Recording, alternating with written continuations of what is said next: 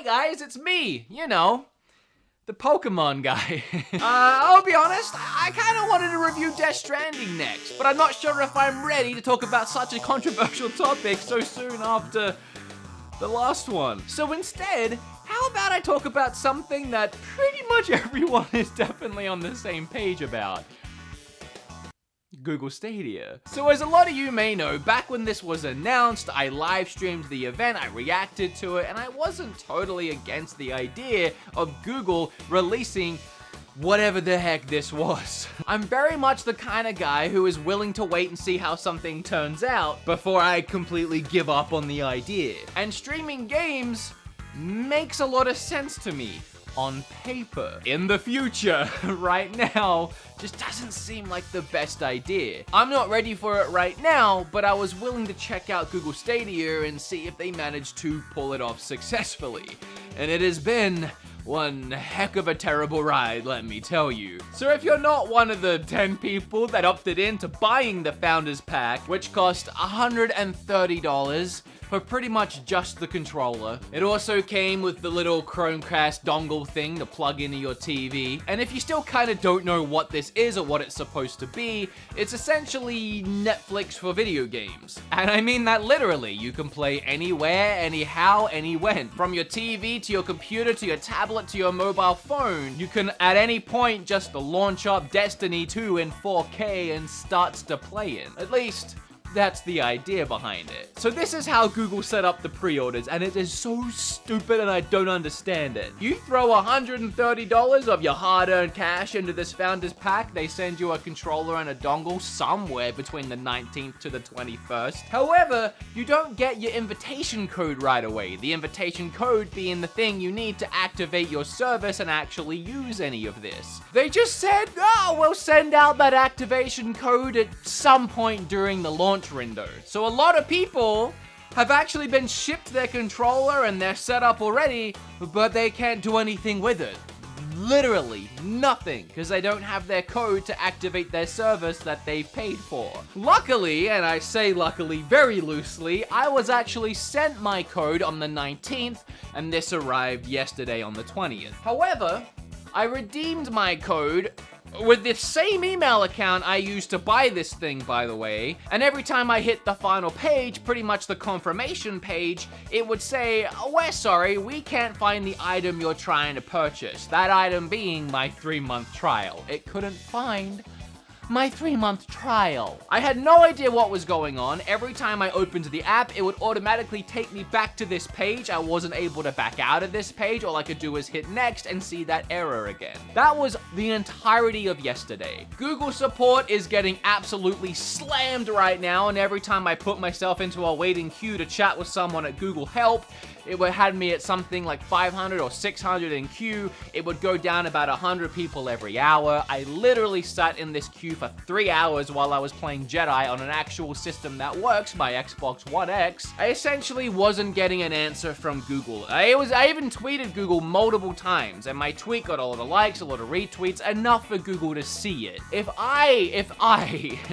couldn't get help, someone with a following that had people sharing it and liking it, if I can't get help with this, then I can't imagine what everyone else is dealing with. I mean, I can, the same thing as me. So no one was getting help. I found threads on Reddit of people trying to get help, and then finally I found my way into the Discord for Google Stadia. And the people in the community help section in the Stadia, official Stadia Discord, were very helpful. I'm not sure if the mods that were helping me had anything to do with Google or Stadia themselves, but everyone in there, from the users to the mods, were trying to figure out what the heck was wrong with my code. I was finally able to download this thing. 24 hours later, I was able to accept my 3-month trial and log into the friggin' app. So for anyone out there who doesn't have a code yet, or their code doesn't work right away, or they're having issues with their code, they're completely screwed and they have to figure it out on themselves. Google is not helping anyone on this. It is an absolute train wreck right now. Anyway, if you're lucky enough, and I say that again very loosely, to have your code work right away, I can't believe I spent 24 hours with this stupid controller and dongle that I had paid $130 for, and I just couldn't, it's just useless. I couldn't do anything with it. Anyway, I finally got in, and I recorded a bunch of footage of Destiny, and then some footage of Samurai Showdown. Oh boy, okay. Let me say this, actually. The controller, for those wondering, it actually does feel very nice. It feels very quality, and I would compare it to a 360 controller. The buttons all feel very good, the toggles are great, the sticks are great. It is a quality controller, and I do like it a lot, and I have no issues with this. I also like the color scheme a lot.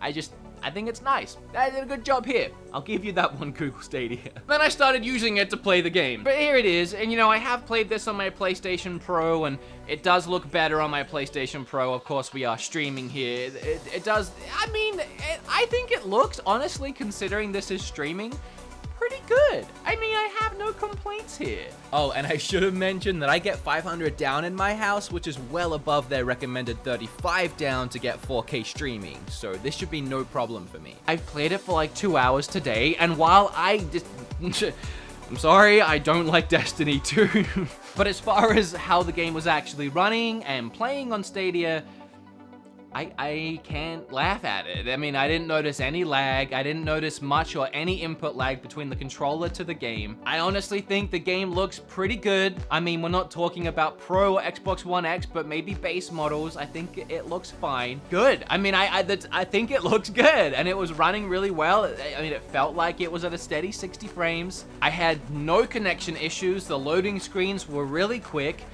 The only issue I really ran into was there wasn't many people playing, so I was queuing up for matches, and then I wasn't finding anyone to help out on my fire team or my team, whatever it's called. And that could just be an issue of being this early on the system and most people not even being able to activate their freaking codes to play. But right now, Destiny 2, as much as I don't find the game very fun, was working perfectly fine. However, Samurai Showdown was not. Playing offline against the CPU, there was noticeable input lag between the controller and the game. It was also very laggy. The streaming was not good at all, even offline. And then online is unplayable. It took me a while to even find someone that was playing online, and then the first time I tried to match against them, we had a connection drop. We finally found ourselves in a game, and it just wasn't playable. It was really laggy. It was like a mix between the input lag from the controller to the game, and then just the game itself was massive frame rate drops. Yeah, I want nothing to do with this. I cannot play it. It is insufferable. The game itself seems pretty fun.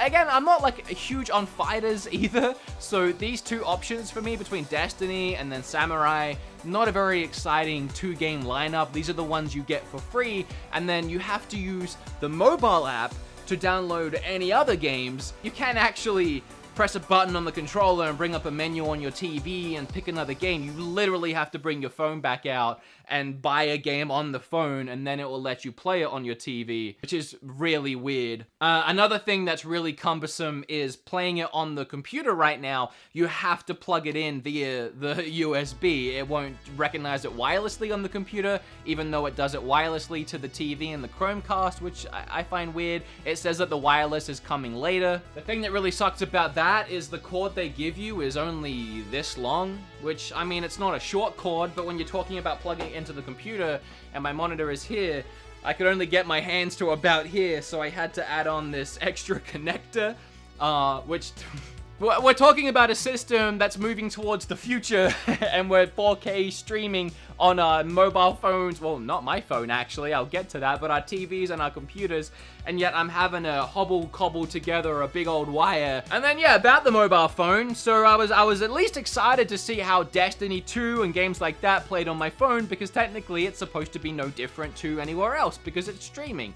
But it doesn't work on my phone. It only works on Google Pixel phones right now. Favoritism, if you ask me. I'm sure that's coming later on down the line. So right now, my choices are playing on my TV or playing on my computer with this thing. And my choices of games, by the way, I spent $130 on this service. My choices of games are a very laggy Samurai Showdown and then Destiny 2. I can, of course, use my phone to buy other games like Red Dead Redemption and so on and so forth. But unfortunately, there's nothing new, nothing exclusive, nothing I haven't played before. Even if I wanted to replay one of the games I've already played, like Red Dead Redemption, I would love to see how that runs.